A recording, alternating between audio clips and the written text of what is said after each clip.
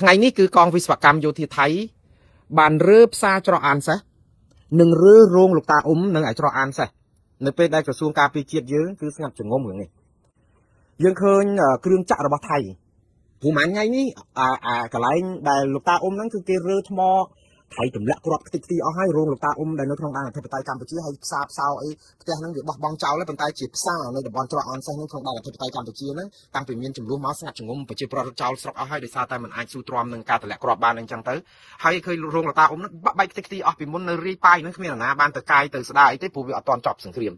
ក៏ប៉ុន្តែប្រហែលថ្ងៃនេះគឺថៃយកទង្ជ័យទៅដាក់កន្លែងហ្នឹងហើយគឺកងស្វ័យកម្មគេរើតែម្ដងគឺរើចោលរោងលោកតាអ៊ុំដែលបាក់បែកខ្ទេចខ្ទីហ្នឹងទៅជារៀបដល់ដីតែម្ដងហើយរូបភាពនេះគឺយកមកបង្ហាញការលើកមុនហ្នឹងក្រសួងការពារជាតិអត់ទាន់ទាត់ចោលទេព្រោះអីអាចនៅប្រទីនបន្ទង់បាញ់គ្នាទម្លាក់ BM21 អីចឹងថៃរត់ទៅវិញថៃមកវិញម្ដងទៀតយើងអត់ដឹងប៉ុន្តែថ្ងៃនេះគឺយើងឃើញរូបថតនឹងម្ដងទៀតគឺកងស្វ័យកម្មគេចូលមកអ៊ីស្កាវតាមានទាហាននឹងអីជ្រងច្រងរបស់ថៃទាំងអស់មានទាហានខ្មែរតែចូលអញ្ចឹងក្នុងចំណុចនេះយើងអាចនិយាយថាថៃគ្រប់គ្រងច្រកអានសេះបានទាំងស្រុងបានជាថៃចាប់ផ្ដើមញញឹមថាខ្លួនត្រៀមខ្លួនដើម្បីទៅជួបនៅក្នុងកិច្ចប្រជុំរដ្ឋមន្ត្រីក្រសួងការបរទេសអាស៊ាននៅថ្ងៃច័ន្ទទី22នេះប៉ុន្តែនៅសល់ថ្ងៃសៅរ៍ថ្ងៃអាទិត្យពីយប់នឹងទៀតមិនដឹងថាតើវាយគ្នាយ៉ាងម៉េចទៀតប៉ុន្តែថៃក៏នឹងបដូរផ្ដាច់ដែរទាហានខ្មែរយើងក៏បដូរផ្ដាច់ដែរប៉ុន្តែបដូរផ្ដាច់អីមែនឥឡូវបើគេចូលមកឈរនៅទីតាំងនឹងបានទៅហើយនេះឥឡូវអានឹងរឿងម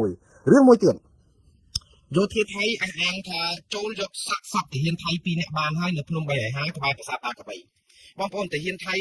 ៃខ្លួនឯងអះអាងថាទាហានខ្លួនស្លាប់2នាក់នៅឯភ្នំ350ភ្នំ350ហ្នឹងគឺជាដែនអធិបតេយ្យរបស់កម្ពុជាទេ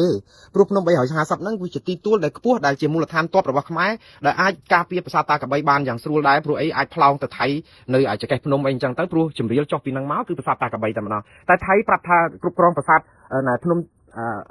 350ហ្នឹងបានប្រហែលថ្ងៃហើយប៉ុន្តែនៅពេលដែលថៃអះអាងថាគ្រប់គ្រងភ្នំ350បាននោះគឺទាហានខ្លួនស្លាប់2នាក់អត់អាចទៅយកសាច់ទាហានខ្លួនបានទេដោយសារអីថាទាហានខ្មែរបានស្លាប់ពីពេលនេះសាច់ស្មៅជួយទៅដល់តាមគ្នាទៅប្រសាទតែថៃថាដាក់ទុនជ័យហើយនោះគឺថាទៅប្រកាសចង្រៃថៃបានអាចថាទាហានកម្ពុជាយើងបាញ់សង្កត់ទីសុខស្វែងយកមកវិញមែនហើយគាត់ថាក្រសួងការពារជាតិអត់បាននិយាយថាការដាក់ទុនជ័យហ្នឹងគឺគេបានមកផ្លែតមែនឥឡូវទាហានយើងបាញ់យកមកវិញអីអាហ្នឹងគឺយើងអត់និយាយទាំងអស់ទុកឲ្យថៃជាអ្នកនិយាយខ្លួនឯងទៅអញ្ចឹងមកដល់ម៉ោងនេះនៅពេលដែលថៃប្រកាសថាគេជួយយកសាច់ទាហានថៃ2នាក់ដែលនៅស្អីចោលនៅឯភ្នំ350គឺ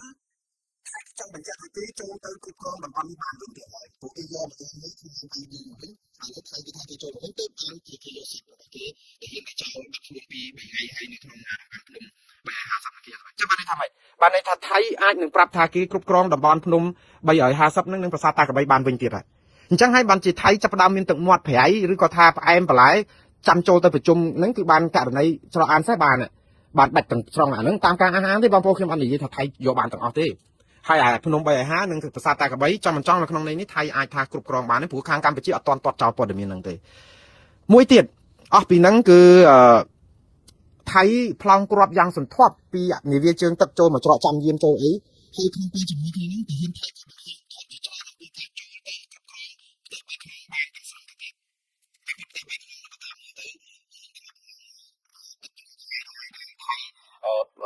ៅថៃនាំនៅកម្ពុជ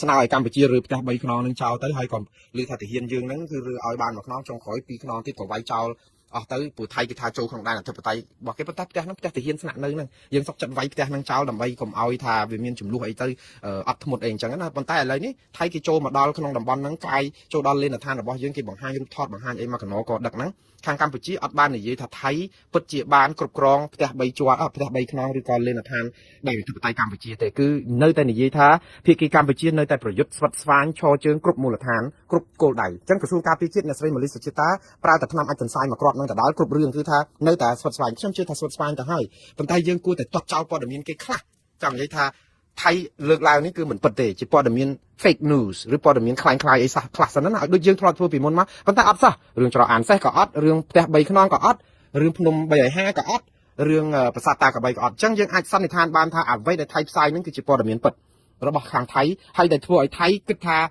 អាចបើសិនជាវាយគ្នាខ្លាំងយ៉ាងណាគឺអស់ត្រឹមថ្ងៃទី22ខែ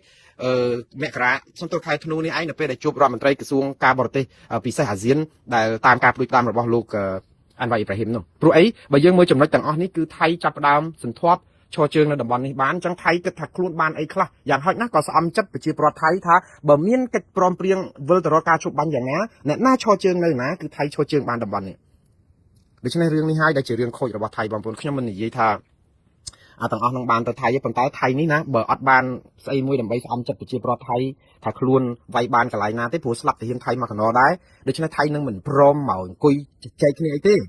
ព្រោះថៃចិញ្ចឹមចិត្តថាវាយតតែបានខ្លះបានជជែកគ្នាកើតហើយកម្ពុជាយើងអកុសលត្រង់ថាយើងជាម្ចាស់ទ្រព្យចោលវាចិត្តសាមញ្ញពេកដូច្នេះចិត្តតែមករំលោភបំពានវាយប្រហារយើងវានៅទីភ្លឺគេនៅទីងងឹតដល់អញ្ចឹងគេធ្វើបាបយើងខ្ញុំអាសូរទាហានយើងមែនតើ